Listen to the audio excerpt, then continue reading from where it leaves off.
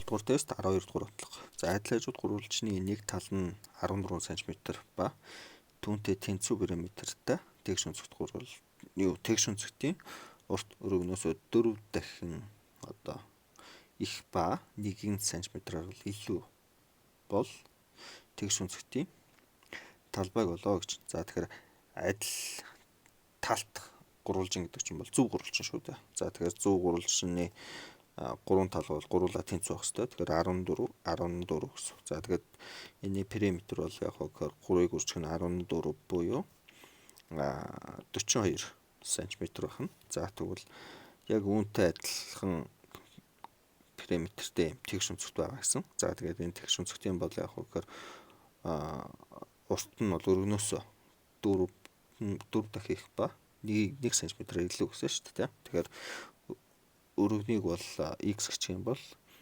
урт нь бол 4x дээр нэмэх 1 гэсэн үг болно гэсэн. За периметрийг олохдоо бол 2-ыг үржих нь урт өргөн 2-ын нийлбэр байдаг. За эндээс бол периметр бол 10x дээр нэмэх нь 2 гарч ирнэ. За энэ 10x дээр нэмэх нь 2 маань 42-тэй тэнцүү гэдгээс x тэнцүү 4 гэж олдох нэ. За тэгээд